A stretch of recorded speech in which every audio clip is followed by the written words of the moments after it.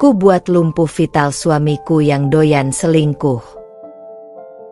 Andira adalah seorang istri yang setia, namun pengkhianatan suaminya, Bima, mengubah segalanya. Bima, pria tampan yang tidak pernah puas dengan satu wanita, terus-menerus selingkuh di belakang Andira. Merasa dipermainkan, Andira yang lelah dan tersakiti akhirnya memutuskan untuk membalas dendam dengan cara yang paling menyakitkan. Dia membuat Bima lumpuh, bukan hanya secara fisik tetapi juga di titik vital yang paling berharga bagi suami doyan selingkuh seperti Bima. Ini bukan hanya kisah pembalasan, tapi juga perjuangan seorang wanita untuk mendapatkan kembali harga dirinya. Saat Bima meminta maaf, Andira sudah terlalu jauh melangkah.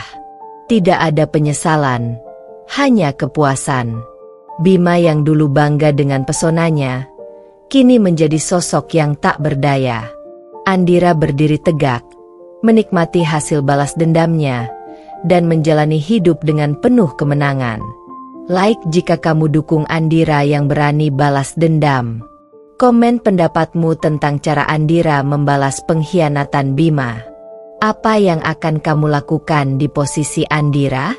Subscribe untuk kisah-kisah menarik lainnya dari dunia kelam penuh intrik dan pembalasan dendam.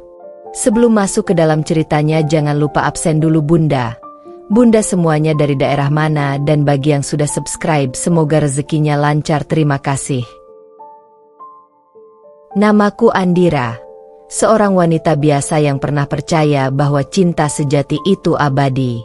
Aku tumbuh dalam keluarga sederhana, diajarkan bahwa pernikahan adalah sakral, bahwa cinta dan kesetiaan adalah pondasi utama hubungan suami istri. Dalam bayanganku, pernikahan adalah perjalanan penuh kebahagiaan, walau tak luput dari cobaan. Aku selalu berpikir bahwa cinta bisa menyembuhkan segalanya, termasuk perasaan yang terluka. Di usia 25 tahun, aku menikah dengan Bima, seorang pria tampan, karismatik, dan terlihat sempurna di mata banyak orang. Bima selalu punya cara membuatku merasa spesial di awal hubungan kami. Senyum manisnya, kata-kata rayuan yang lembut, dan perhatian kecil yang membuatku yakin bahwa aku telah menemukan belahan jiwaku.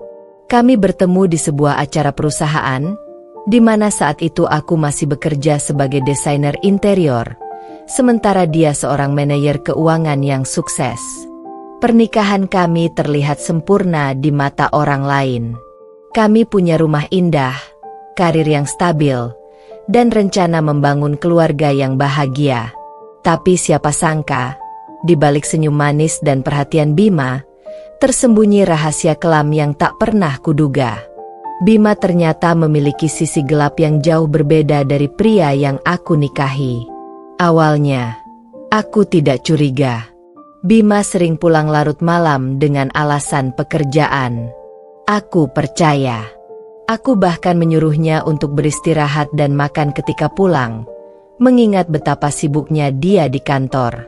Aku adalah istri yang mendukung, yang selalu memaklumi setiap alasan yang dia berikan, karena aku percaya cinta kami tidak akan pernah ternoda. Namun, semuanya berubah ketika aku menemukan bukti pertama. Pesan singkat di ponsel Bima dari seorang wanita yang namanya tidak pernah kudengar sebelumnya. Malam ini indah sekali. Sayang. Terima kasih. Tulis pesan itu. Detik itu juga, hatiku hancur. Meski pikiranku masih mencoba menyangkal kenyataan pahit yang ada di depan mata. Sejak saat itu, aku menjadi sosok yang berbeda. Kepercayaan yang kubangun selama bertahun-tahun hancur begitu saja. Aku mulai meragukan setiap langkah Bima, setiap kata yang dia ucapkan, dan setiap alasan yang dia berikan ketika terlambat pulang. Aku yang dulu sabar dan lembut berubah menjadi waspada dan penuh luka. Bagiku, tidak ada lagi cinta tanpa kepercayaan. Dan kepercayaan itu sudah hilang. Mereka bilang, cinta yang hancur bisa dibangun kembali. Tapi di hatiku, cinta itu telah mati, dan yang tersisa hanya kehancuran dan keinginan untuk balas dendam. Aku, Andira, istri yang terluka, sekarang berdiri di ambang keputusan yang tak akan pernah bisa diubah. Suamiku mungkin merasa dirinya bebas dan tak tersentuh, tapi aku telah memutuskan. Aku akan membuatnya merasakan sakit yang selama ini dia berikan padaku. Sejak pesan singkat yang kutemukan di ponsel Bima, hidupku tak lagi sama. Rasa curiga yang awalnya hanya seperti bisikan kecil di sudut hatiku, perlahan tumbuh menjadi sesuatu yang tak bisa lagi kuabaikan. Aku mencoba meyakinkan diriku bahwa mungkin itu hanya salah paham. Mungkin Bima punya alasan. Mungkin pesan itu bukan berarti apa-apa. Tapi semakin aku berusaha menyangkal, semakin kuat kecurigaan itu menghantui pikiranku. Bima semakin sering pulang larut malam. Setiap kali kutanya, jawabannya selalu sama. Lembur di kantor. Atau, ada rapat mendadak. Dulu, aku percaya penuh. Bahkan menyiapkan makanan hangat dan menunggunya pulang. Tapi sekarang, aku hanya bisa memandang ke arah pintu dengan perasaan yang campur aduk antara takut, marah, dan kecewa. Jam dinding seakan bergerak lambat, menghitung setiap detik ketidakhadiran Bima di rumah. Suatu malam, setelah Bima pulang dengan aroma parfum yang bukan milikku, aku memutuskan untuk tidak lagi tinggal diam. Aku tahu, jika aku ingin menemukan kebenaran, aku harus berhenti menjadi istri yang pasrah dan mulai mencari bukti. Kepercayaanku telah hilang, dan yang tersisa hanyalah naluri untuk mencari tahu. Aku mulai mengamati gerak-gerik Bima lebih cermat. Dari cara dia tersenyum, panggilan telepon yang tiba-tiba diputus saat aku mendekat, hingga raut wajahnya yang berubah saat menerima pesan. Semua tanda-tanda itu semakin menguatkan keyakinanku bahwa ada sesuatu yang disembunyikan oleh suamiku. Puncaknya terjadi pada malam Sabtu. Bima bilang dia akan pergi memancing dengan teman-temannya, kegiatan yang sering dia lakukan sejak beberapa bulan terakhir. Biasanya, aku tidak mempermasalahkan hal itu, tapi kali ini aku memutuskan untuk menyelidiki lebih jauh. Setelah Bima berangkat, aku langsung menghubungi salah satu temannya, Ari, yang biasanya ikut dalam kegiatan memancing. "Ari, kalian jadi memancing malam ini?" tanyaku, berusaha terdengar biasa. "Hah? Memancing?" "Tidak, kita tidak ada rencana malam ini. Kok?" "Setahu aku, Bima juga nggak bilang mau pergi," jawab Ari, terdengar jujur dan kebingungan. Hatiku terasa seperti dicubit keras. Jadi, Bima berbohong. Dia tidak pergi memancing dengan teman-temannya seperti yang dia katakan. Kalau begitu, dia pergi kemana? Dan dengan siapa?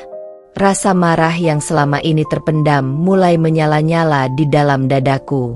Aku tahu, inilah saatnya. Aku tidak bisa lagi hanya diam dan membiarkan diriku dibodohi.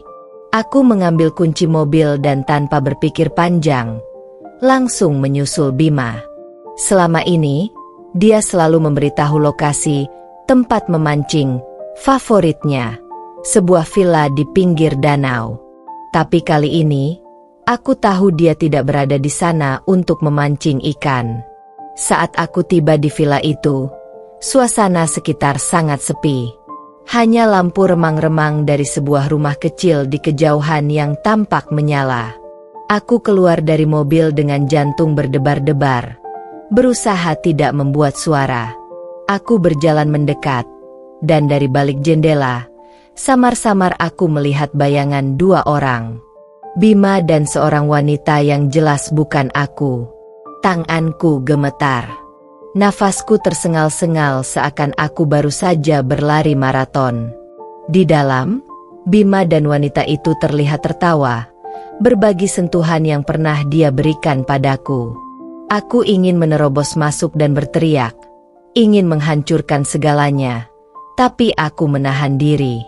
Aku butuh bukti lebih dari sekadar amarah.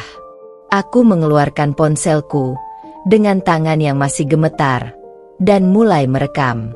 Dalam hati, Aku berjanji pada diriku sendiri bahwa ini akan menjadi akhir bagi Bima. Tidak akan ada lagi air mata. Tidak akan ada lagi keraguan.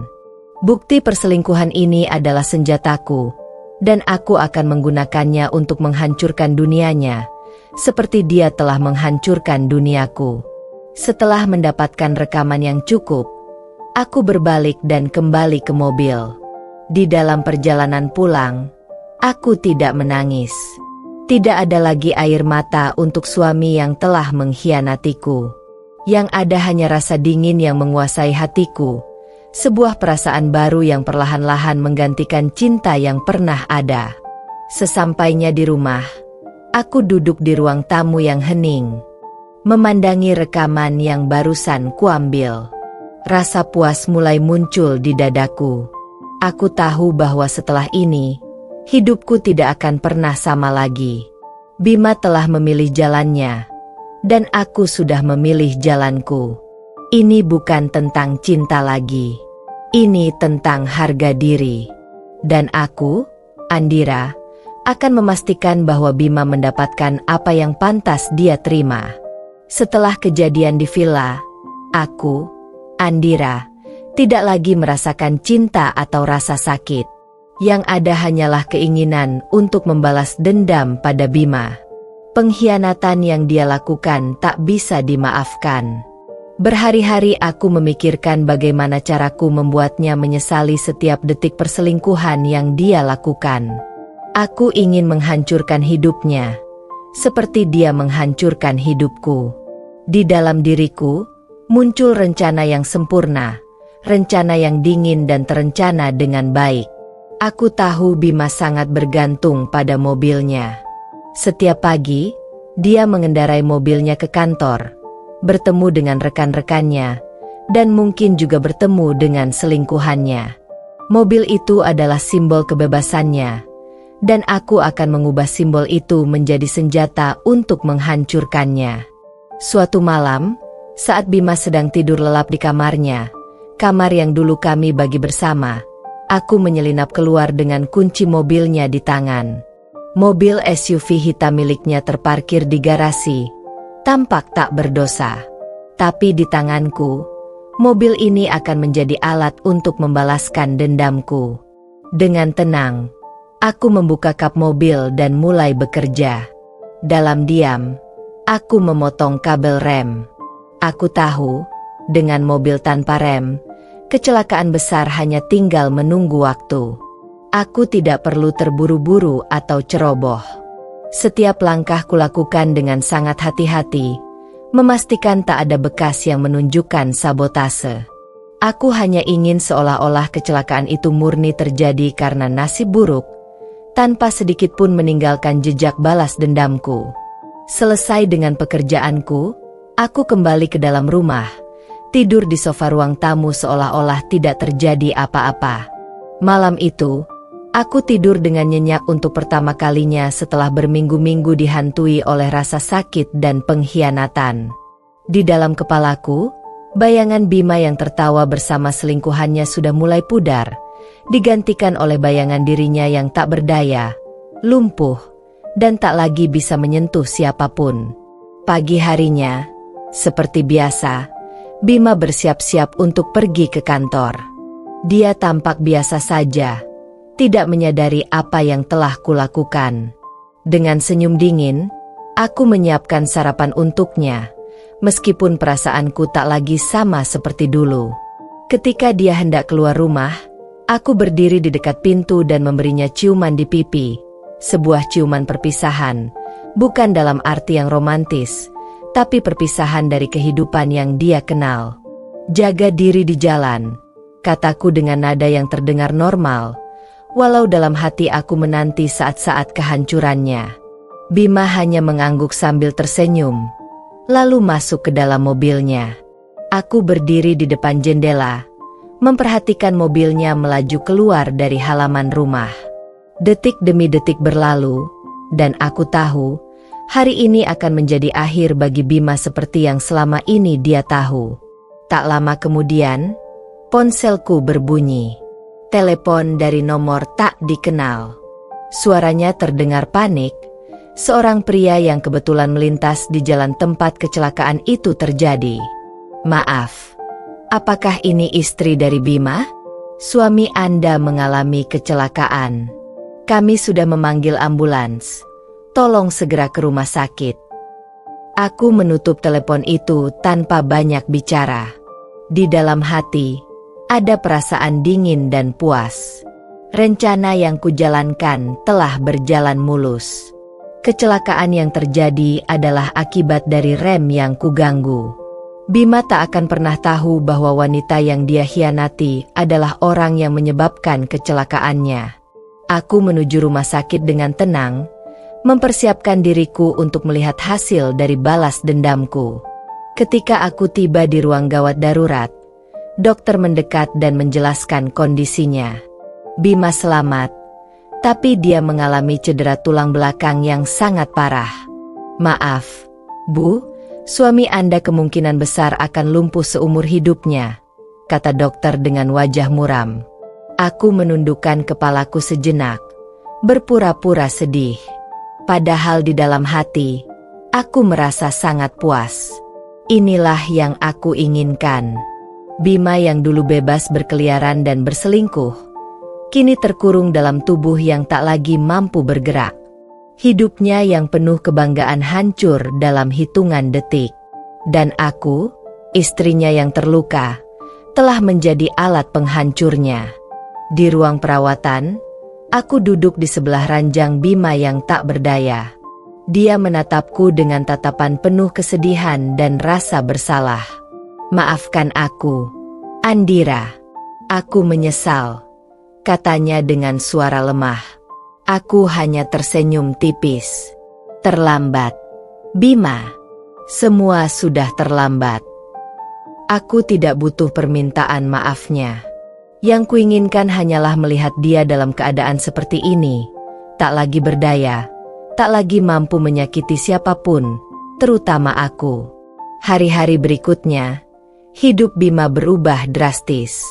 Dari pria yang dulu gagah dan bebas, kini dia hanya bisa terbaring di ranjang, mengandalkan orang lain untuk setiap hal kecil dalam hidupnya. Setiap kali aku melihatnya, aku diingatkan pada betapa puasnya aku dengan hasil dari rencanaku. Aku telah memenangkan pertempuran ini, dan Bima kini hanya bayangan dari dirinya yang dulu. Balas dendamku sempurna, dan Bima akhirnya merasakan penderitaan yang selama ini dia timpakan kepadaku.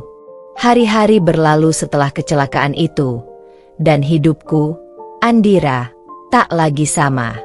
Bima kini terbaring tak berdaya di atas ranjang, lumpuh dari pinggang ke bawah. Dia benar-benar bergantung padaku untuk setiap kebutuhannya, mulai dari makan hingga keperluan pribadinya.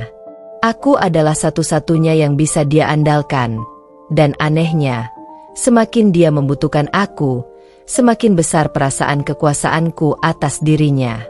Aku menjadi pengatur setiap detik dalam hidupnya. Ada saat-saat di mana aku sengaja memperlama untuk merespons panggilannya hanya untuk melihatnya menderita. Bima, yang dulu penuh percaya diri dan begitu mendominasi hidupku, kini tak bisa apa-apa. Dia bukan lagi pria yang angkuh yang bisa berbuat sesuka hatinya. Dia telah menjadi seseorang yang kecil dan tak berdaya di hadapanku. Setiap pagi, aku menyiapkan makanan untuknya, tetapi tanpa perhatian dan kasih sayang. Hanya sekedar kewajiban, karena bagiku, dia hanyalah tanggung jawab yang harus kutanggung sementara. Rasa puas yang kurasakan setiap kali melihat Bima terbaring tanpa daya semakin kuat. Tapi di balik itu ada sesuatu yang mulai tumbuh di dalam diriku. Rasa hampa. Bukan berarti aku menyesal dengan apa yang telah kulakukan. Tidak. Aku tahu Bima pantas mendapatkan ini. Tetapi, melihatnya setiap hari mengingatkanku pada sisi gelap yang telah kubuka dalam diriku sendiri. Balas dendam memang manis, tetapi ada konsekuensi batin yang harus kutanggung. Setiap senyuman kecil yang kuluapkan atas penderitaannya perlahan-lahan menggerogoti nuraniku. Suatu pagi, Aku mendapati Bima menangis. Air matanya mengalir deras, bukan karena rasa sakit fisik, melainkan karena kesadaran bahwa dia tak lagi punya kehidupan yang berarti. Andira, aku benar-benar menyesal. Aku tahu aku menyakitimu, tapi aku tidak ingin hidup seperti ini. Aku lebih baik mati. Bima mengucapkan kata-kata itu dengan suara parau, penuh penyesalan. Aku terdiam mendengar permohonannya. Di satu sisi, itu adalah bukti nyata bahwa aku telah berhasil menghancurkannya. Dia benar-benar telah jatuh, seperti yang kuinginkan. Namun, di sisi lain, kata-katanya menohok perasaanku dengan cara yang tak pernah kusangka. Meski aku tahu dia layak menderita, mendengarnya mengucapkan keinginan untuk mati membuatku merasa terseret lebih jauh ke dalam kegelapan yang telah kuciptakan sendiri. Jangan bicara seperti itu, jawabku, dingin namun tak lagi sepuas dulu. Kamu harus menanggung semua ini. Hidupmu sekarang ada di tanganku. Namun, di dalam hatiku, aku mulai merasakan sesuatu yang lebih rumit dari sekadar kemenangan. Dalam balas dendam yang telah kulakukan, aku juga menjadi tawanan dari tindakan yang kulakukan sendiri. Aku terjebak dalam lingkaran rasa sakit yang tak bisa lagi kulepaskan. Bima terus menatapku dengan tatapan penuh harap. Dia memohon untuk dimaafkan, berulang kali, seperti sebuah mantra yang tak pernah berakhir. Maafkan aku, Andira, maafkan aku. Aku telah melakukan kesalahan besar, ucapnya sambil terisak. Namun, aku tak pernah memberikan jawaban yang diharapkannya. Bagi Bima, permintaan maaf itu mungkin adalah caranya untuk mencari kedamaian. Tetapi untukku, semua itu tak berarti apa-apa. Beberapa hari kemudian, aku mulai merasakan tekanan dari dunia luar. Keluarga Bima dan teman-temannya mulai bertanya-tanya.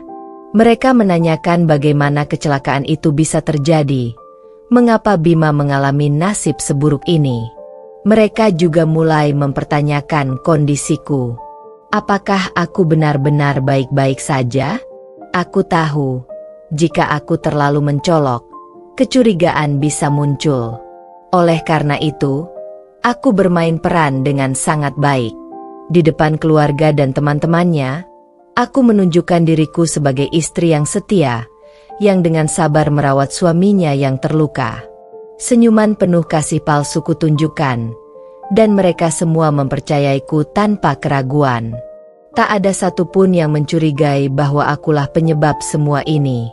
Namun, semakin lama, semakin jelas bagiku bahwa aku juga mulai kehilangan kendali atas diriku sendiri.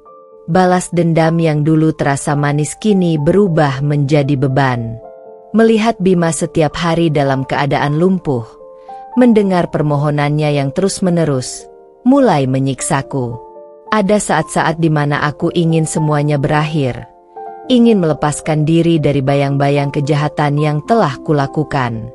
Tapi, bagaimana aku bisa kembali dari semua ini? Aku telah melangkah terlalu jauh. Jika Bima tahu yang sebenarnya, hidupku akan hancur. Dia bisa melaporkanku, dan meski tak ada bukti fisik yang menunjukkan keterlibatanku dalam kecelakaannya, rasa bersalah yang kurasakan mulai menyesakkan dadaku. Tidak ada jalan untuk kembali. Suatu malam, setelah semua orang pulang dan suasana rumah hening, aku duduk di sebelah ranjang Bima yang terbaring tak berdaya. Dia terlelap dalam tidur, dan aku menatap wajahnya yang pucat, berbeda jauh dari Bima yang dulu ku kenal. Pria yang dulu mencampakkanku kini hanya bayangan dari dirinya yang lama. Aku merasa terjebak di antara rasa puas dan penyesalan yang membingungkan. Di satu sisi, balas dendamku telah terwujud, tapi di sisi lain, aku mulai bertanya-tanya apakah semua ini layak untuk dirasakan. Bagaimanapun, aku sudah mencapainya, dan tak ada jalan mundur. Namun, meski begitu, aku tidak bisa melupakan satu hal.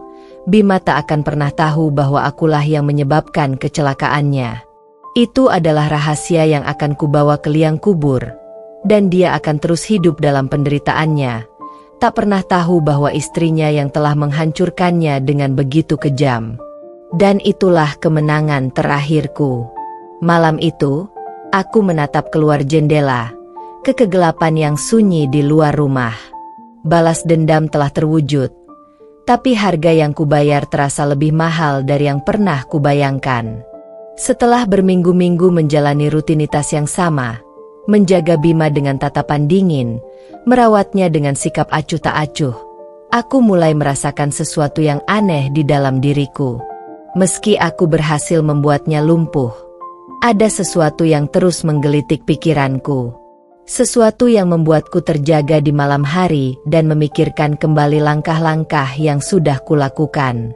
Pagi itu, ketika aku sedang membereskan peralatan makan di dapur, telepon rumah tiba-tiba berdering. Aku melihat sekilas ke arah Bima yang terbaring di ruang tamu. Dia masih dalam posisi yang sama seperti tadi pagi, terdiam, menatap kosong ke langit-langit. Aku tak memberinya perhatian. Bagaimanapun juga, Bima bukan lagi pria yang penting dalam hidupku. Dia hanya beban yang harus kutanggung untuk saat ini. Aku mengangkat telepon dan mendengar suara seorang wanita di ujung sana. Suara itu terdengar begitu lembut, namun penuh keyakinan. "Andira, ini aku, Anissa," kata suara itu. Seketika aku terdiam, punggungku terasa kaku. Anissa, wanita yang dulu menjadi selingkuhan Bima. Aku tidak pernah mendengar kabarnya lagi setelah kecelakaan Bima. Ada perasaan tak nyaman yang tiba-tiba menyelinap masuk. Perasaan bahwa dia mungkin kembali untuk menimbulkan masalah baru. "Ada apa?" jawabku dengan suara datar, meski ada sedikit gemetar yang coba kututupi. "Aku dengar tentang Bima. Aku baru tahu dari teman-teman bahwa dia mengalami kecelakaan dan sekarang lumpuh. Apa benar?" Suaranya terdengar seperti berusaha mengumpulkan keberanian untuk bertanya lebih lanjut. Ada nada khawatir yang samar dalam suaranya. Namun aku tahu ini bukan kekhawatiran untukku, melainkan untuk Bima. "Iya, dia lumpuh," jawabku singkat. "Ada hal lain yang ingin kau tanyakan?" Hening sejenak di seberang sana. Anissa mungkin terkejut dengan jawabanku yang dingin. Namun, aku tidak peduli. Tidak ada tempat bagi Anissa di sini. Dia mungkin telah meninggalkan hidup Bima setelah kecelakaan itu, tetapi kehadirannya di masa lalu takkan pernah terlupakan olehku. "Aku ingin bertemu denganmu, Andira." Hanya sebentar. Suara Anissa terdengar lebih tegas. "Aku perlu bicara tentang sesuatu." Aku tahu seharusnya aku menolak. Tapi entah mengapa, rasa penasaran yang menuntunku. Aku tahu apa yang ingin dia bicarakan. Bima. Namun, apa alasannya tiba-tiba muncul lagi? Apa yang dia inginkan dariku setelah sekian lama? Kami bertemu di sebuah kafe kecil yang tidak jauh dari rumah. Anissa tampak jauh lebih anggun dari yang terakhir kali kulihat. Dia mengenakan pakaian rapi dan elegan, seolah tidak ada jejak dari masa lalunya sebagai wanita yang menghancurkan rumah tangga orang lain. "Aku senang kau mau bertemu denganku," kata Anissa, membuka percakapan dengan senyum tipis. Aku hanya menatapnya dingin, tak ingin terjebak dalam basa-basi yang tidak perlu. Langsung saja ke intinya. "Anissa," jawabku tanpa ragu. "Apa yang sebenarnya kau inginkan?" Anissa terlihat gugup sejenak, namun dia segera menguasai dirinya. "Aku tahu apa yang terjadi antara kita di masa lalu. Aku juga tahu aku punya peran besar dalam kehancuran rumah tanggamu dengan Bima. Aku hanya ingin minta maaf," ucapnya pelan. Kata-katanya membuatku terdiam. Ini adalah hal yang tidak pernah kubayangkan akan terjadi.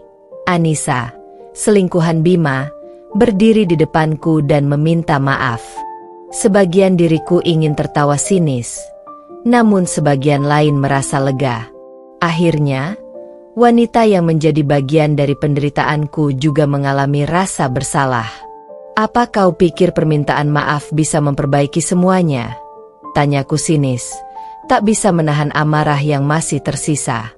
Bima lumpuh sekarang, dan aku yang harus merawatnya. Kau hidup nyaman tanpa harus merasakan apa yang aku rasakan. Aku tahu, dan itulah yang membuatku merasa sangat bersalah, jawab Anissa sambil menundukkan kepalanya. Aku tidak bisa mengubah apa yang sudah terjadi, tapi aku ingin mencoba menebus kesalahanku. Kalau kau mau, aku bisa membantu merawat Bima. Mungkin ini caraku untuk menebus apa yang sudah kulakukan. Aku terpaku mendengar kata-katanya. Tawaran yang mengejutkan, tapi aku tidak bisa begitu saja mempercayainya. Bagaimana mungkin wanita yang telah menghancurkan hidupku berani menawarkan bantuan untuk merawat suami yang dia selingkuhi? Kau pikir aku membutuhkan bantuanmu? Tanyaku dengan nada dingin. Aku tidak butuh apapun darimu, Anissa. Hidupku sudah cukup berantakan tanpa campur tanganmu lagi. Anissa menatapku dengan tatapan sedih, tapi aku tak goyah.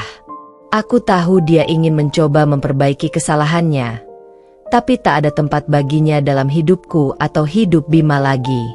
Pertemuan itu akhirnya berakhir dengan kekecewaan di pihak Anissa. Aku meninggalkannya di kafe tanpa memberi kesempatan lebih lanjut untuk bicara. Sesampainya di rumah, Bima masih terbaring di ranjang. Tatapan matanya kosong, namun ketika dia melihatku, ada sedikit sinar yang muncul di wajahnya, sinar harapan. Dia selalu berharap aku akan memaafkannya, tapi aku tahu itu takkan pernah terjadi. Setiap kali aku melihat Bima, yang kulihat adalah bayangan dari pengkhianatan yang telah ia lakukan. Hidupku terus berputar dalam siklus dendam dan kepedihan. Anissa mungkin telah meminta maaf, tapi bagiku, luka yang mereka berdua ciptakan takkan pernah sembuh. Dan meski Bima kini terbaring lumpuh, aku tahu, di dalam hatinya, dia masih pria yang sama, pria yang pernah menghancurkanku tanpa rasa bersalah. Namun, di balik semua itu, ada satu hal yang selalu mengganggu pikiranku. Apakah aku benar-benar menang? Atau justru balas dendam ini telah menyeretku ke dalam jurang kegelapan yang tak bisa kulalui? Saat malam tiba, aku duduk di samping jendela, memandangi bulan yang bersinar di langit. Suara Bima yang lemah terdengar dari balik pintu kamar, memanggilku untuk membantunya. Aku hanya terdiam, membiarkannya menunggu. Di dalam hatiku, aku tahu bahwa meski balas dendam ini telah membuatnya lumpuh, aku juga kehilangan diriku sendiri dalam prosesnya. Hari demi hari berlalu, dan aku semakin tenggelam dalam kegelapan yang kutumbuhkan sendiri. Bima masih terbaring lumpuh di kamarnya, sementara aku mulai menjalani hidupku seolah dia tidak lagi ada. Meskipun secara fisik dia masih berada di rumah ini, namun di dalam hati, aku sudah menghapusnya dari kehidupanku. Dia hanyalah bayang-bayang masa lalu yang menghantuiku, tetapi sudah tidak lagi berarti. Sore itu, hujan deras mengguyur kota. Aku duduk di ruang tamu, mendengarkan suara gemuruh guntur yang memecah keheningan rumah. Pikiran-pikiranku terus berkecamuk, berputar antara perasaan lega dan kehampaan. Apakah benar aku sudah memenangkan pertarungan ini? Apakah balas dendamku benar-benar telah selesai? Tiba-tiba, suara pintu kamar yang terbuka membuatku tersadar dari lamunan. Bima, dengan wajah pucat dan lemah, mencoba memanggilku. Tatapan matanya penuh dengan permohonan.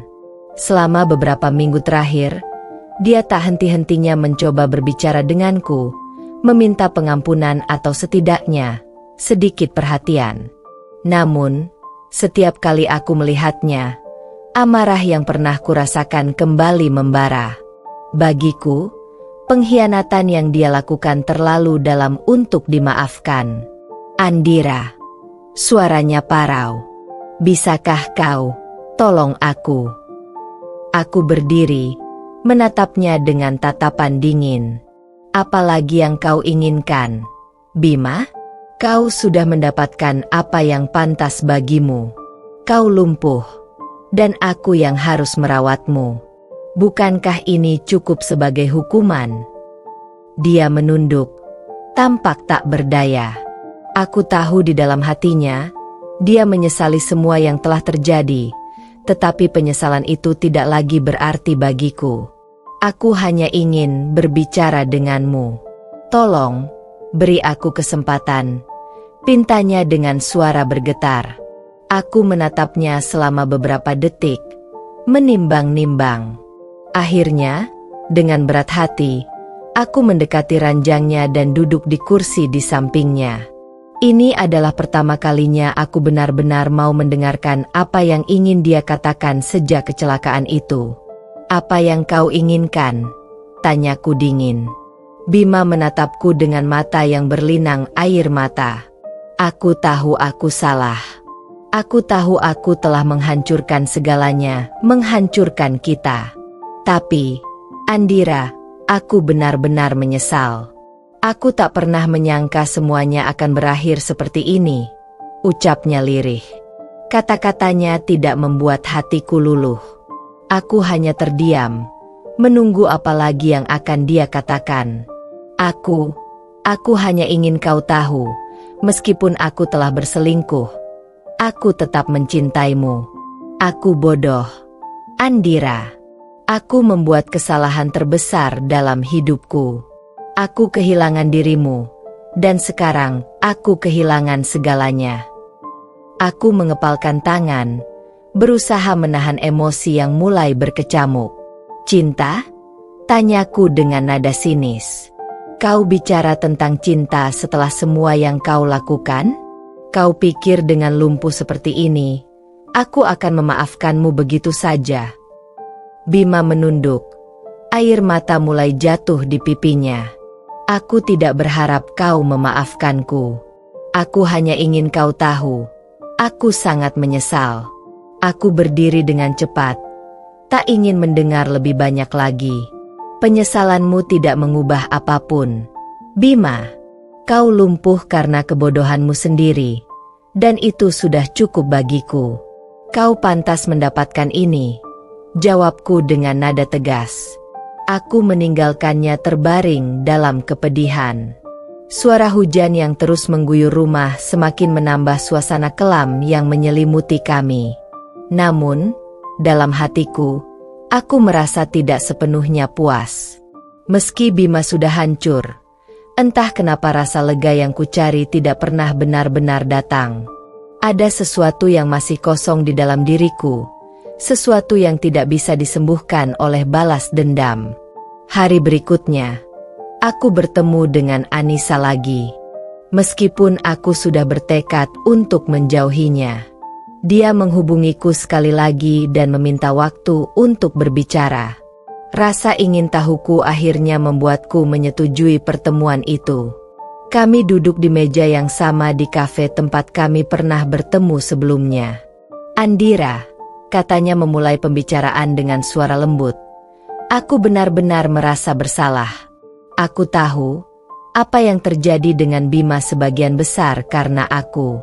Aku tidak bisa menghapus apa yang telah kulakukan, tapi aku ingin membantu. Aku ingin memperbaiki kesalahan ini. Aku menatap Anissa dengan tatapan skeptis. Membantu? Kau pikir aku membutuhkan bantuanmu? Anissa menggeleng pelan. Aku tahu kau tidak butuh bantuanku. Tapi aku tidak bisa diam saja mengetahui bahwa aku menjadi bagian dari kehancuran ini. Aku ingin melakukan sesuatu, apa saja, untuk setidaknya meringankan bebanmu. Aku terdiam. Kata-kata Anissa tidak serta-merta mengubah perasaanku. Namun ada sesuatu di dalam hatiku yang tiba-tiba tersentuh. Bukan karena rasa kasihan atau empati, tapi lebih kepada kenyataan bahwa aku telah terlalu lama tenggelam dalam balas dendam. Apakah aku sudah mencapai tujuanku? Apakah Bima yang kini lumpuh benar-benar menjadi puncak dari semua ini? Jika kau benar-benar merasa bersalah, jawabku akhirnya, kau bisa pergi dari kehidupanku dan kehidupan Bima untuk selamanya. Itu satu-satunya bantuan yang bisa kau berikan.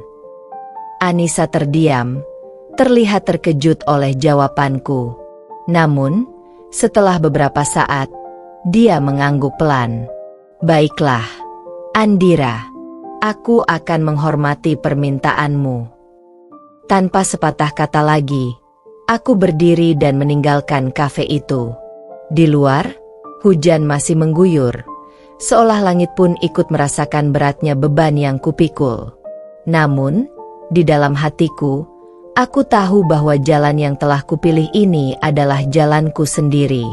Jalanku menuju kehancuran atau pembebasan, hanya waktu yang akan membuktikan. Saat aku kembali ke rumah, Bima masih terbaring di tempat tidurnya. Seperti biasa, wajahnya terlihat lebih pucat dari sebelumnya. Matanya semakin kosong. Namun, aku tidak merasa iba. Di dalam hatiku, aku tahu bahwa ini adalah akibat dari perbuatannya sendiri. Meskipun aku telah membuatnya lumpuh, rasa dendam dalam diriku belum sepenuhnya sirna. Mungkin, selamanya tidak akan pernah hilang. Malam itu, aku duduk di ruang tamu, menatap kosong ke arah jendela. Suara hujan yang terus turun menjadi latar belakang dari perasaan kacau yang bergejolak di dalam diriku. Mungkin balas dendam ini telah membakar habis semua yang ada di dalam diriku, hingga hanya menyisakan kehampaan. Namun satu hal yang ku tahu pasti, aku tidak akan pernah menyesal. Hari-hari terus berlalu, dan aku menjalani hidupku dengan perasaan yang tumpul. Tak ada lagi kebahagiaan yang bisa kurasakan, meskipun Bima kini benar-benar hancur. Aku berhasil membuatnya lumpuh. Tapi mengapa rasa puas itu tak pernah datang? Hanya kehampaan yang tersisa di hatiku. Setiap pagi aku bangun dan menghadapi kenyataan bahwa Bima masih di sana, tergeletak tak berdaya di tempat tidur, mengandalkan belas kasihanku. Ironisnya, aku yang dulu begitu benci padanya kini malah menjadi satu-satunya orang yang merawatnya. Namun, dalam merawatnya, aku tidak melakukannya dengan cinta. Semua hanya kewajiban. Aku menjaga tubuhnya tetap hidup, tapi jiwaku sudah lama mati. Suatu pagi yang cerah, aku duduk di depan jendela sambil memandangi sinar matahari yang menembus tirai. Sesuatu di dalam hatiku mengatakan bahwa akan ada sesuatu yang berbeda hari ini. Mungkin ini hanya perasaanku, atau mungkin aku sudah terlalu lelah dengan rutinitas yang tak berubah ini. Saat aku hendak menuju ke kamar Bima untuk memberinya sarapan, telepon rumah berbunyi. Aku segera mengangkatnya. "Halo, ini Andira," kataku. "Andira, ini Dokter Arif," jawab suara di seberang telepon. Dia adalah dokter yang merawat Bima sejak kecelakaan itu. "Aku ingin berbicara denganmu tentang kondisi suamimu." "Ya? Ada apa, dokter?" tanyaku dengan sedikit cemas. Dalam beberapa bulan terakhir, kesehatan Bima memang semakin menurun, tapi aku tidak terlalu peduli. Bagiku, Bima hanyalah beban yang tak bisa kusingkirkan.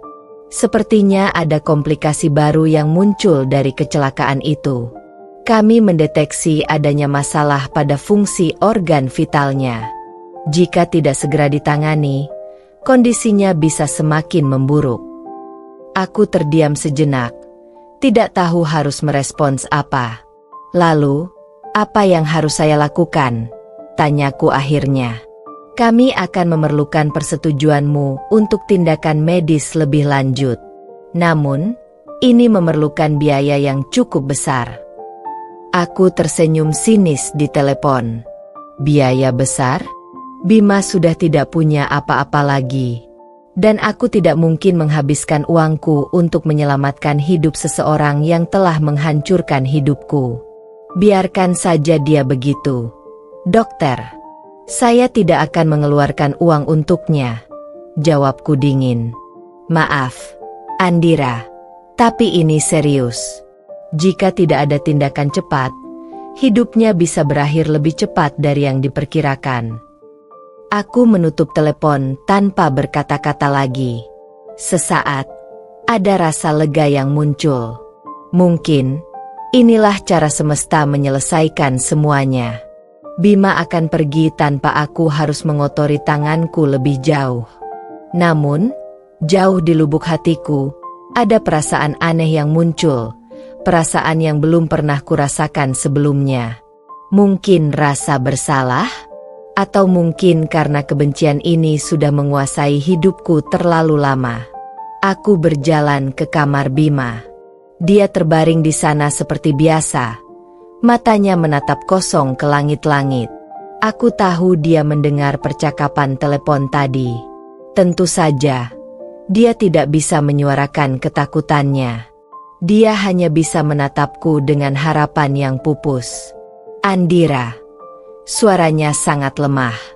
Aku tidak menjawab. Aku hanya berdiri di tepi tempat tidurnya, menatap wajahnya yang pucat. Bima kini hanyalah bayang-bayang dari pria yang pernah kukenal. Semua kekuatannya hilang, seluruh harga dirinya hancur. Dia benar-benar tak berdaya. Aku tahu kau membenciku. Aku pantas mendapatkan ini.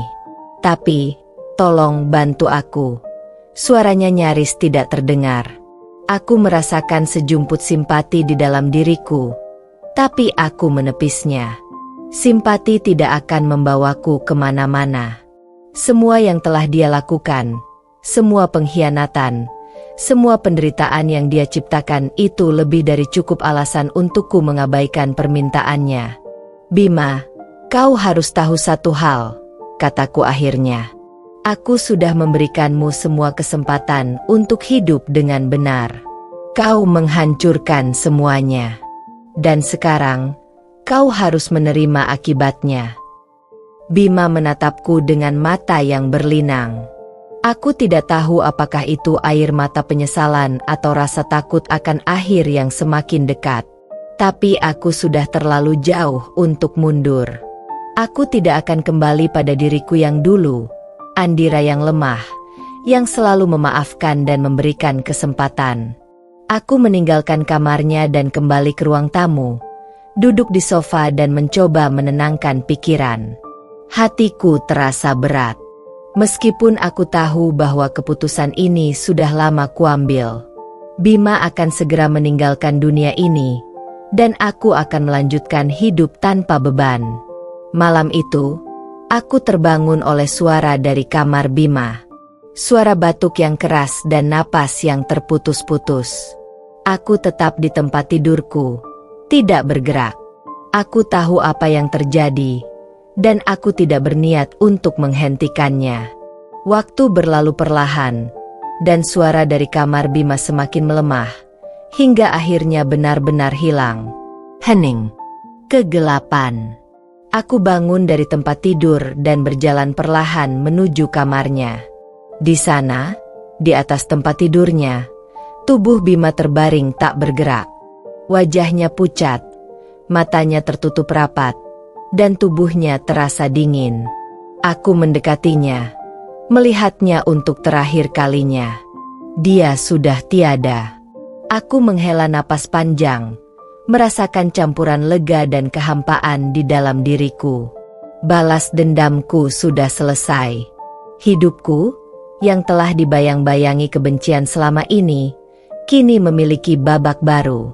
Tapi, apakah ini benar-benar akhir yang kuinginkan?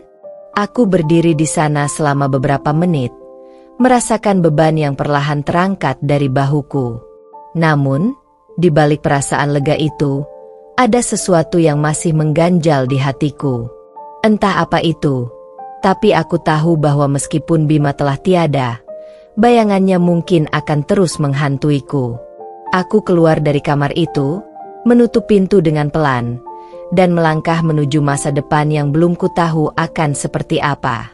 Pagi yang cerah menyambutku, Tapi semuanya terasa sepi. Tanpa Bima, rumah ini terasa kosong. Meskipun selama ini aku selalu ingin dia pergi. Aku akhirnya mengerti bahwa balas dendam tidak memberikan kepuasan yang abadi. Semua rasa sakit yang pernah kurasakan hanya berakhir dalam kehampaan yang lebih dalam. Aku telah memenangkan perang ini, tapi pada akhirnya, aku merasa kalah. Hari-hari setelah kematian Bima terasa seperti sebuah kekosongan yang tak kunjung usai. Rumah ini, yang dulu penuh dengan kemarahan dan kebencian, kini sunyi senyap. Meski semua sudah berakhir, aku masih merasa terjebak dalam perasaan yang sulit untuk kujelaskan. Apakah ini kebebasan? Atau justru sebuah penjara baru yang diciptakan oleh balas dendamku sendiri? Aku kembali menjalani rutinitasku sehari-hari, mencoba mengubur ingatan tentang Bima. Namun, meskipun dia telah tiada, bayangannya terus menghantui setiap sudut pikiranku. Mimpi buruk seringkali datang di malam hari, memperlihatkan wajah Bima yang tersenyum sinis, seolah-olah dia tahu bahwa kematiannya tidak membawa kedamaian bagiku. Suatu malam, saat aku duduk di ruang tamu sambil memandangi foto lama pernikahanku dengan Bima, telepon rumah berbunyi. Suara berderingnya terasa tajam di tengah keheningan rumah. Dengan sedikit ragu, aku mengangkatnya. "Halo?" Suaraku terdengar serak. "Andira, ini aku, Sinta," jawab suara di seberang. Sinta adalah salah satu sahabat dekatku. Kami sudah lama tidak berbicara sejak tragedi dengan Bima terjadi. Aku dengar tentang Bima. Aku ingin tahu apakah kau baik-baik saja. Aku terdiam sejenak. Pertanyaan itu terdengar aneh bagiku. Baik-baik saja? Bagaimana bisa aku menjawabnya? Aku baru saja membunuh suamiku secara tidak langsung. Emosiku berkecamuk, tapi aku berusaha untuk tetap tenang. Aku baik-baik saja, jawabku pelan. Tapi, aku tahu ini pasti berat untukmu, Andira. Kehilangan seseorang, apalagi setelah semua yang terjadi, pasti meninggalkan luka. Aku menghela napas. Kata-kata Sinta tidak salah. Tapi luka itu bukan karena aku kehilangan Bima. Luka itu lebih pada kebencian yang telah menggerogoti hatiku selama ini. Aku yang membawanya pada titik ini. Sinta. Aku yang merencanakan semuanya. Kematiannya, kataku dengan suara gemetar. Akhirnya, aku mengakuinya. Bukan hanya pada diriku sendiri, tapi juga pada seseorang yang mungkin bisa memahaminya. Di seberang telepon, ada jeda yang cukup lama. Sinta tampak terkejut, tetapi dia tahu aku tidak sedang berbohong. Andira, apa yang sebenarnya terjadi? Aku menceritakan semuanya, dari perselingkuhan Bima, kebencianku yang perlahan membesar, hingga rencanaku untuk membuatnya lumpuh dengan merusak rem mobilnya. Sinta mendengarkan dengan penuh perhatian tanpa memotong. Setelah aku selesai, ada keheningan panjang di antara kami. Andira, aku tidak tahu harus berkata apa, ujarnya akhirnya. Apa kau merasa lebih baik setelah semua ini? Pertanyaan itu menghantamku seperti palu. Apakah aku merasa lebih baik? Tidak. Tidak ada perasaan puas atau lega yang seharusnya muncul setelah balas dendam. Yang ada hanyalah kehampaan. Aku menyadari bahwa kebencian tidak bisa menutupi luka yang ditinggalkan oleh pengkhianatan. Aku tidak tahu. Sinta, aku pikir aku akan merasa lebih baik. Tapi nyatanya, aku tidak merasakan apa-apa, kataku dengan jujur. Andira, kau perlu bantuan. Semua ini tidak sehat. Kau tidak bisa terus hidup dengan perasaan seperti ini. Kau harus mencoba melepaskannya. Melepaskan? Bagaimana mungkin aku bisa melepaskan semua ini setelah apa yang telah kulakukan? Tapi di sisi lain, kata-kata Sinta masuk akal. Aku tidak bisa terus hidup dalam bayang-bayang masa lalu, terutama ketika masa lalu itu penuh dengan kegelapan dan dendam. Setelah menutup telepon, aku termenung lama. Mungkin benar, aku harus mencari cara untuk melepaskan semua ini. Tetapi bagaimana? Menghapus semua yang telah terjadi tidaklah mungkin. Dan Bima, meskipun dia sudah tiada, tetap menjadi bagian dari diriku, bagian yang tak akan pernah hilang begitu saja. Keesokan harinya, aku memutuskan untuk pergi keluar rumah, mencoba menghadapi dunia luar yang selama ini aku jauhi. Aku berjalan ke taman di dekat rumah, duduk di bangku sambil memperhatikan anak-anak kecil yang bermain. Ada ketenangan di sana, sebuah kedamaian yang belum pernah kurasakan selama bertahun-tahun. Namun, di sudut mataku, aku melihat seseorang. Seorang pria duduk di bangku seberang, menatapku dengan pandangan yang tajam. Wajahnya asing, tapi ada sesuatu yang menggelitik pikiranku. Siapa dia? Mengapa dia terus memperhatikanku? Aku berpaling, mencoba untuk tidak memikirkannya. Tapi setiap kali aku melihat ke arah lain, pria itu masih ada di sana. Apakah ini hanya paranoia yang muncul karena semua yang telah kulakukan? Atau ada sesuatu yang lebih dalam? Aku bangkit dari bangku dan mulai berjalan kembali ke rumah, berusaha mengabaikan perasaan gelisah yang muncul. Namun, langkah kaki di belakangku terdengar semakin jelas. Pria itu mengikutiku. Aku mempercepat langkahku, tapi pria itu tetap mengikuti. Rasa panik mulai menyelimuti diriku. Siapa dia? Apa yang dia inginkan? Ketika aku sampai di rumah, aku segera masuk dan mengunci pintu di belakangku. Aku berdiri di depan pintu, mendengarkan suara di luar. Tidak ada apa-apa. Mungkin pria itu sudah pergi. Tapi rasa takut tidak bisa hilang begitu saja. Ada sesuatu yang tidak beres. Aku merasa seperti diintai, dan itu membuatku semakin takut. Selama beberapa hari berikutnya, perasaan diawasi terus menghantuiku. Setiap kali aku keluar rumah, aku merasakan kehadiran yang tidak nyaman. Mungkin ini hukuman yang lebih besar daripada balas dendam yang telah kulakukan. Tidak lagi merasakan kedamaian, meskipun orang yang kubenci sudah tidak ada. Namun, satu hal yang ku tahu pasti, aku tidak bisa terus hidup seperti ini. Masa lalu Bima telah menjadi bayangan gelap yang membuntuti setiap langkahku. Hari demi hari berlalu, tetapi perasaan tertekan itu tak kunjung hilang. Aku terus merasa diikuti, seolah-olah bayangan masa lalu terus memburuku.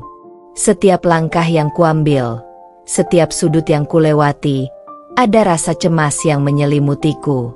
Aku tahu apa yang telah kulakukan pada Bima, dan kini, aku merasa bahwa ada seseorang yang tahu juga. Suatu sore, saat aku sedang di ruang tamu, ponselku berdering. Sebuah nomor tak dikenal muncul di layar. Perasaanku bercampur antara takut dan penasaran, tetapi aku tetap menjawab panggilan itu. Halo? Suaraku sedikit bergetar. Di seberang sana, hanya terdengar napas berat. Tak ada suara lain. Aku menunggu, berharap seseorang akan berbicara, tetapi keheningan itu begitu mencekam. Siapa ini? Tanyaku lagi, kali ini dengan nada lebih tegas. Akhirnya, sebuah suara rendah dan pelan terdengar. Andira, kita perlu bicara. Aku mengenali suara itu. Itu adalah suara Rama, sahabat Bima yang pernah dekat dengan keluarga kami. Aku sudah lama tidak mendengar kabarnya setelah kecelakaan yang menimpa Bima. Kenapa dia menghubungiku sekarang? Dan kenapa ada nada yang terdengar begitu serius dalam suaranya? Kita perlu bertemu. Ada sesuatu yang harus kau tahu, lanjut Rama. Aku terdiam sejenak, lalu bertanya, apa ini tentang Bima? Ya, dan juga tentangmu, jawab Rama singkat. membuat dadaku semakin sesak. Malam itu, kami memutuskan untuk bertemu di sebuah kafe kecil yang cukup terpencil. Aku tiba lebih awal, mencoba menenangkan diri dengan segelas teh hangat. Namun, ketegangan yang kurasakan sulit untuk dihilangkan. Apa yang sebenarnya Rama ketahui? Apakah dia tahu tentang rencanaku terhadap Bima? Tak lama kemudian, Rama masuk ke dalam kafe dan duduk di hadapanku. Wajahnya serius, dan tanpa basa-basi, dia langsung menatapku dengan pandangan penuh makna. "Andira, aku tahu semuanya," ucapnya perlahan. Jantungku berdebar kencang. "Semua? Apa maksudnya?" Aku mencoba tetap tenang dan bersikap biasa saja. "Apa maksudmu?" Rama menarik napas panjang sebelum menjawab. "Aku tahu kau yang merusak rem mobil Bima. Aku tahu kecelakaan itu bukan kecelakaan biasa. Tapi, Andira, aku tidak menghubungimu untuk menuduhmu atau menyalahkanmu. Aku hanya ingin menjelaskan sesuatu." Kata-katanya membuatku terpaku. Bagaimana bisa Rama tahu? Apakah dia menyelidiki kecelakaan itu? Aku berusaha mencari kata-kata yang tepat untuk merespons. Tetapi sebelum aku sempat membuka mulut, Rama melanjutkan. "Bima bukan orang baik. Aku tahu itu. Dia sering selingkuh. Dan dia menyakiti banyak orang, termasuk dirimu. Aku juga tahu bahwa kalian berdua sedang dalam fase yang sangat sulit sebelum kecelakaan itu terjadi," katanya. Aku hanya bisa mengangguk pelan. "Jadi, kau ingin aku mengaku atau apa?" tanyaku dengan suara yang hampir berbisik. "Aku tidak meminta pengakuan. Aku hanya ingin kau tahu satu hal," ujar Rama sambil menatapku tajam. "Bima tahu bahwa kau membenci dia. Dia tahu bahwa kau mungkin akan membalas dendam, tapi dia tidak pernah berpikir bahwa kau akan sejauh itu." Aku terdiam, merasa berat dengan perasaan bersalah yang tiba-tiba muncul. Namun, Rama melanjutkan dengan tenang. "Sehari sebelum kecelakaan itu, Bima datang menemuiku. Dia mengaku bahwa dia telah membuat kesalahan besar dengan perselingkuhan itu. Dia bilang dia ingin memperbaiki semuanya, tetapi dia merasa sudah terlambat," ucap Rama dengan nada penuh penyesalan. "Dia sebenarnya ingin meninggalkan selingkuhannya dan memulai kembali denganmu, Andira. Tapi, mungkin takdir berkata lain." Kata-kata Rama menusuk hatiku. Aku teringat semua kebencian yang telah kubangun selama ini terhadap Bima. Tapi, mendengar bahwa Bima ingin berubah, bahkan setelah semua yang dia lakukan, membuatku merasa bimbang. Apakah aku melakukan hal yang benar dengan balas dendam ini? Apakah ada kemungkinan kami bisa memperbaiki semuanya jika aku tidak bertindak secepat itu? Aku tidak bilang bahwa kau harus merasa bersalah atas apa yang kau lakukan. Kau pasti punya alasan sendiri, lanjut Rama. Tapi, aku ingin kau tahu bahwa tidak semua hal hitam dan putih. Terkadang, orang membuat kesalahan, dan terkadang mereka ingin memperbaikinya. Aku menunduk, mencoba mencerna semua yang baru saja kudengar. Rasa penyesalan mulai muncul dalam hatiku, tetapi itu bercampur dengan kebingungan. Selama ini, aku berpikir bahwa Bima adalah monster yang pantas menerima balas dendamku. Namun, kini aku merasa bahwa mungkin, hanya mungkin, dia tidak sepenuhnya jahat. "Jadi, apa yang harus kulakukan sekarang?" tanyaku pelan. Mataku masih tertunduk. Rama menghela napas panjang. "Aku tidak tahu, Andira. Aku hanya ingin kau memikirkan semuanya. Mungkin tidak ada lagi yang bisa diubah sekarang, tapi setidaknya kau bisa menemukan kedamaian dengan apa yang telah terjadi." Setelah percakapan itu, aku pulang dengan hati yang berat. Selama ini, aku berpikir bahwa balas dendam akan memberiku kebahagiaan, tetapi nyatanya, justru sebaliknya. Malam itu, aku duduk di kamarku, merenungkan setiap keputusan yang telah kuambil. Aku memandang foto Bima di atas meja, foto pernikahan kami yang dulu penuh cinta dan harapan. Dan untuk pertama kalinya sejak kematiannya, aku menangis. Aku menangis bukan karena merasa kehilangan, tetapi karena menyadari bahwa mungkin, di suatu titik, ada cinta yang tersisa di antara kami, yang telah hilang karena kebencian dan kesalahan. Namun, satu hal yang pasti, tidak ada jalan kembali. Balas dendam ini telah membawa konsekuensi yang besar.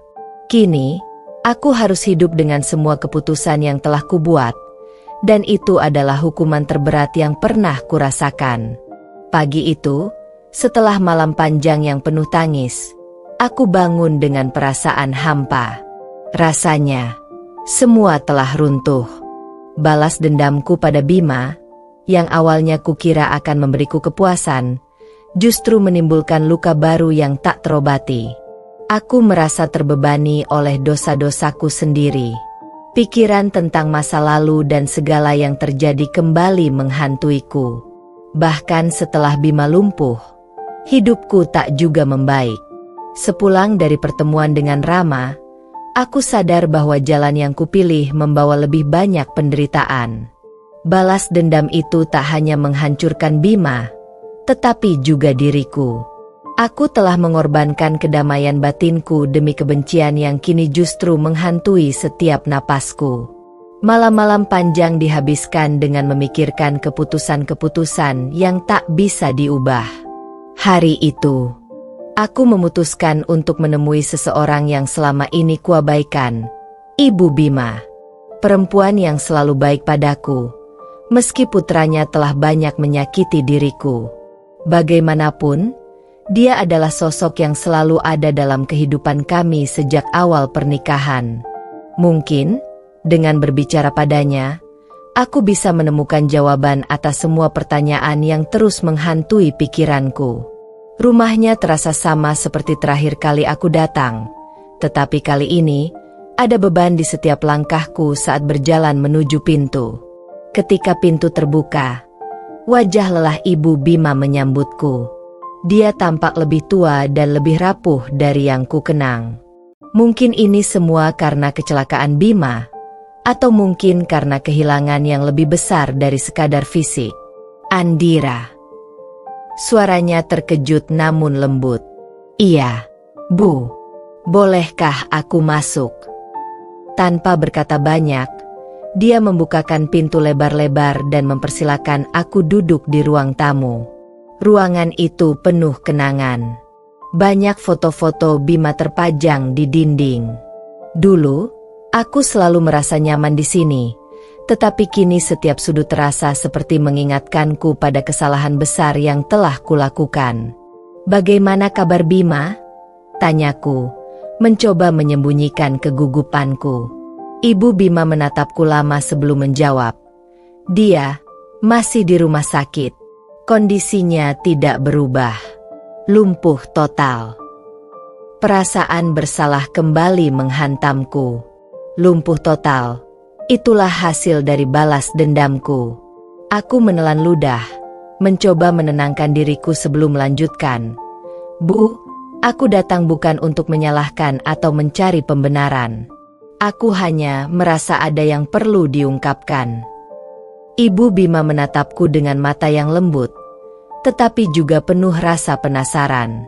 Apa yang ingin kamu katakan, Nak? Dengan suara yang lirih, aku mulai bercerita tentang bagaimana kebencian pada Bima semakin hari semakin memuncak. Tentang sakit hati yang kutanggung karena perselingkuhannya. Tentang bagaimana rasa dendam itu menggerogoti hatiku hingga membuatku merusak rem mobilnya. Aku menceritakan semuanya dengan jujur, tanpa menyembunyikan apapun. Selama aku berbicara, Ibu Bima mendengarkan dengan tenang. Tak ada emosi yang terlihat di wajahnya, hanya keheningan. Ketika aku selesai, dia menghela napas panjang dan menunduk. Aku tak tahu apa yang dipikirkannya. Apakah dia membenciku sekarang?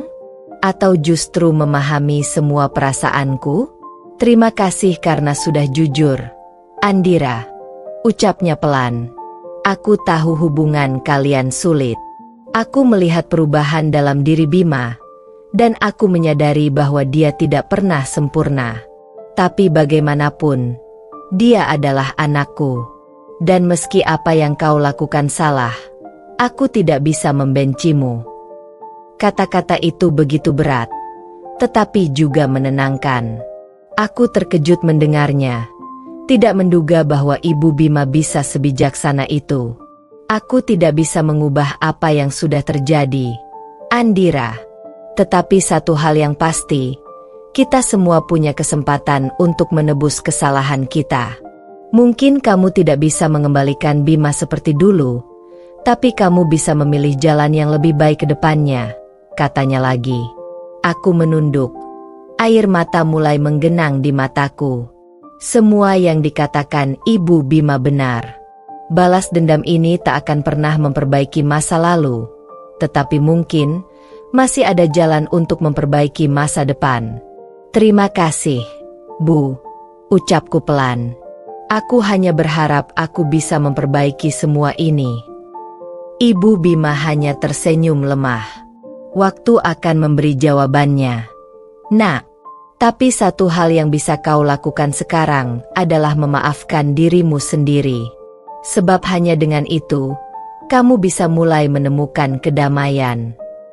Dalam perjalanan pulang, kata-kata Ibu Bima terus terngiang-ngiang di pikiranku. Memaafkan diriku sendiri.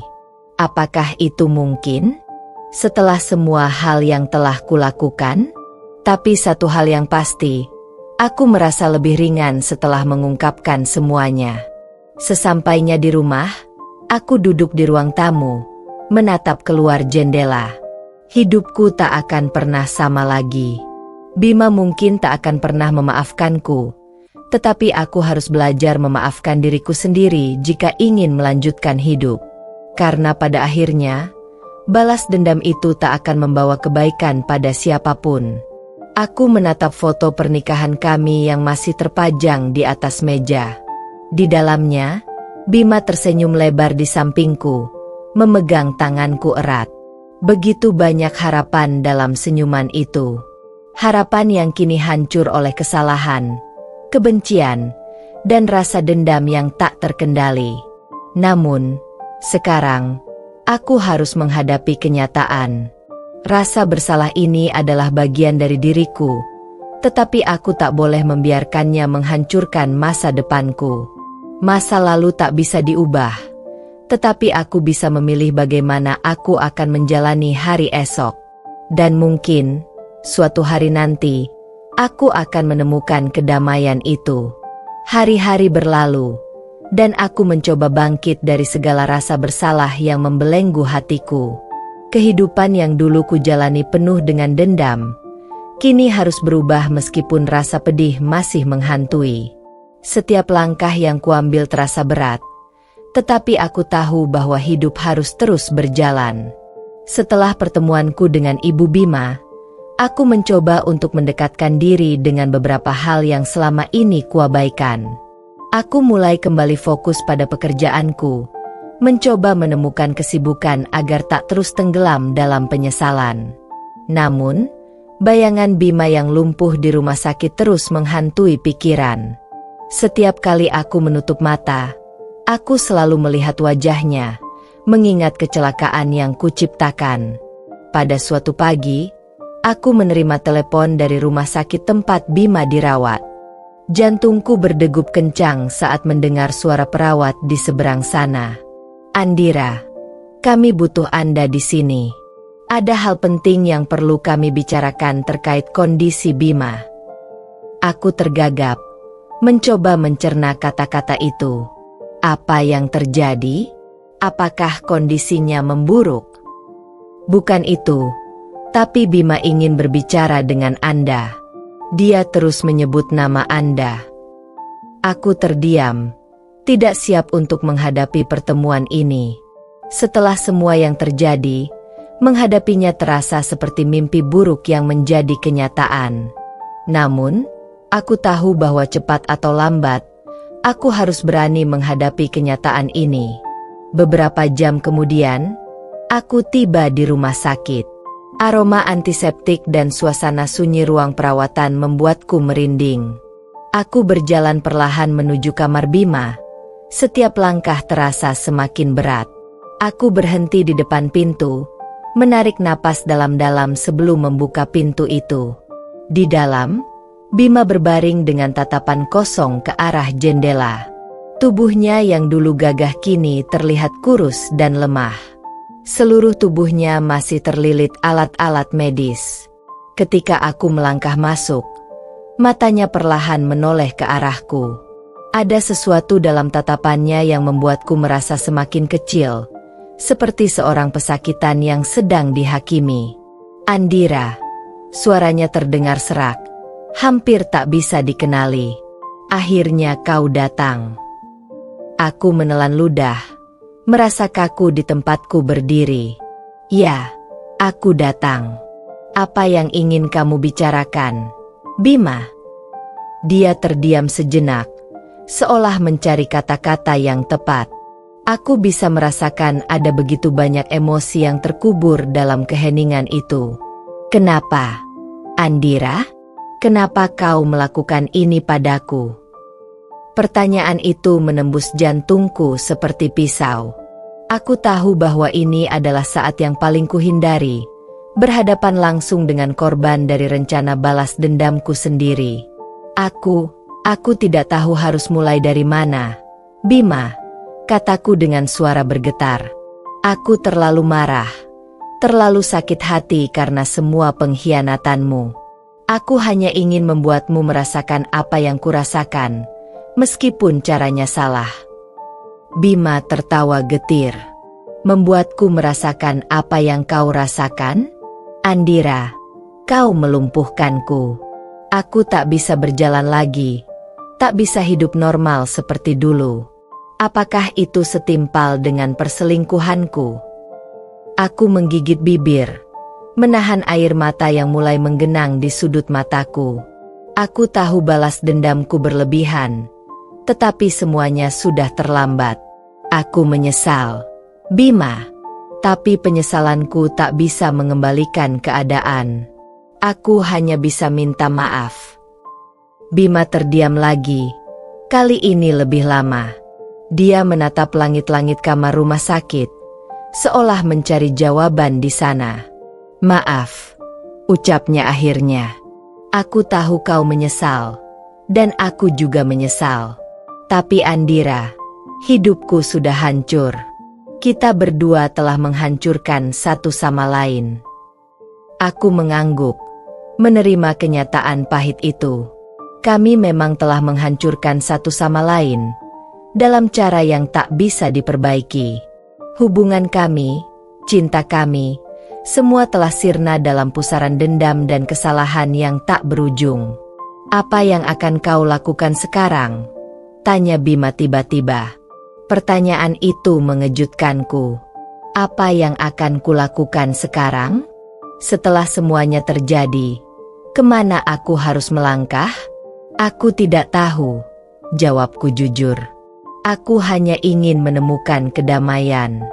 Mungkin aku akan pergi jauh dari sini, mencoba memulai hidup baru. Bima menatapku dengan tatapan yang sulit diartikan. "Aku harap kau bisa menemukan kedamaian itu, Andira.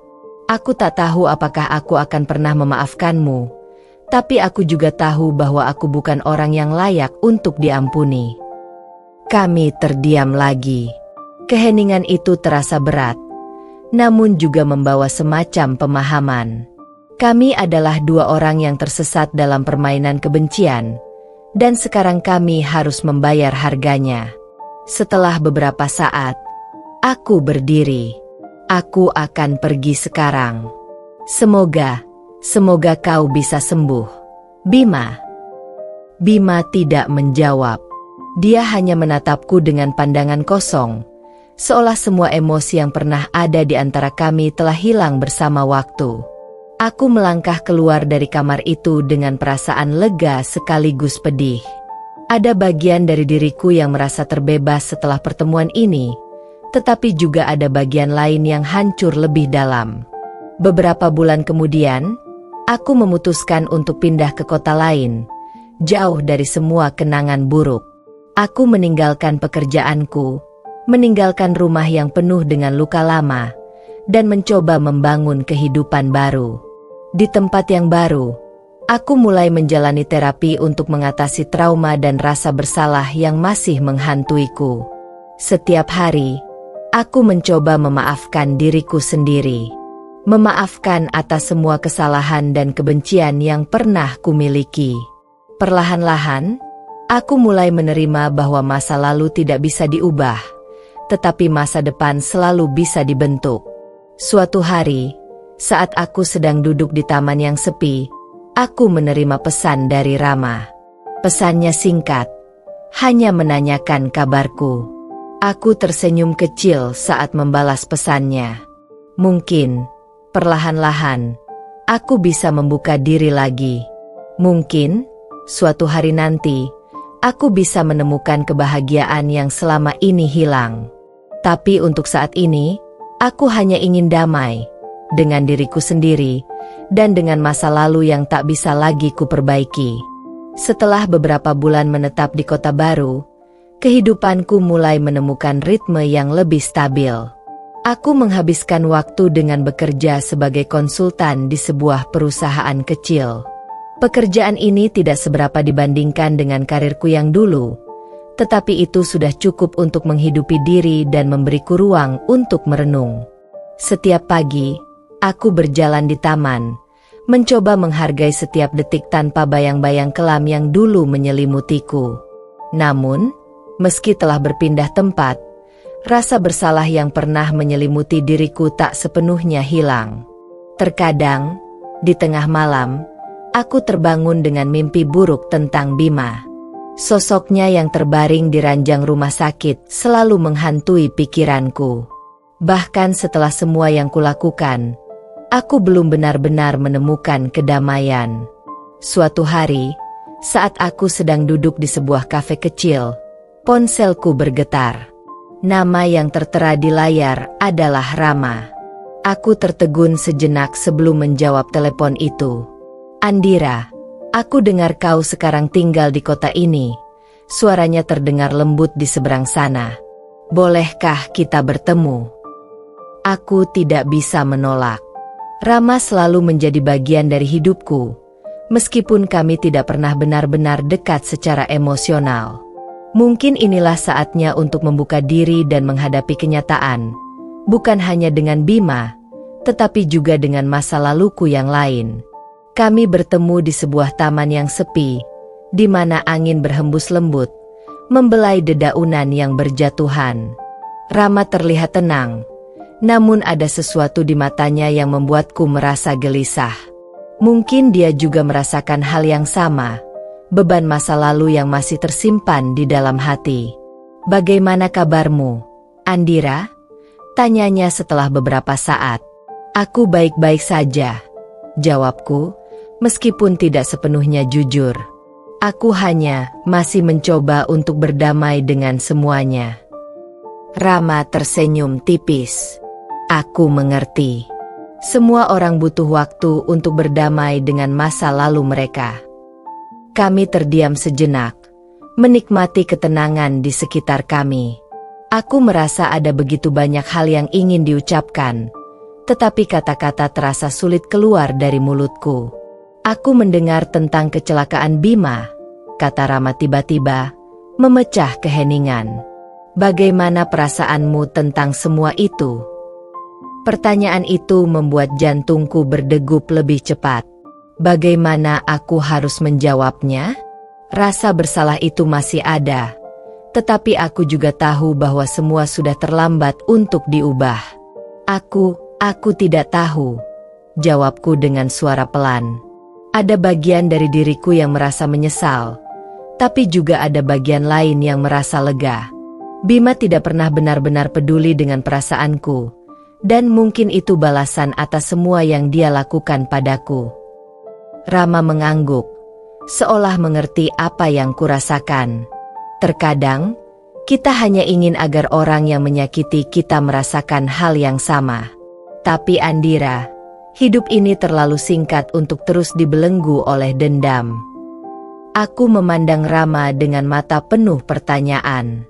Apakah kau pernah merasakan hal yang sama? Tentang balas dendam. Rama tersenyum getir. Tentu saja. Aku juga pernah marah. Pernah merasa dikhianati. Tapi pada akhirnya, balas dendam tidak pernah membawa kita pada kebahagiaan yang sejati. Justru itu membuat kita semakin terjebak dalam lingkaran kebencian. Kata-kata Rama begitu sederhana, namun penuh makna.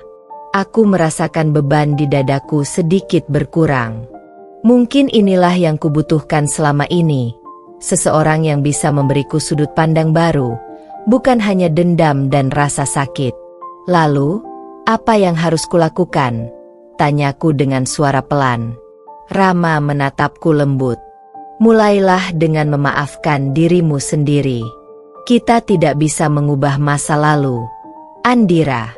Tapi kita bisa memilih bagaimana kita akan menjalani masa depan. Hari-hari berlalu dengan lebih tenang. Aku mulai mengikuti saran Rama untuk berdamai dengan diriku sendiri. Setiap pagi, aku bangun dengan tekad baru untuk tidak lagi terjebak dalam bayang-bayang masa lalu. Aku mencoba memaafkan diriku atas segala keputusan yang pernah kubuat, termasuk kesalahan-kesalahan yang telah menghancurkan hidup orang lain.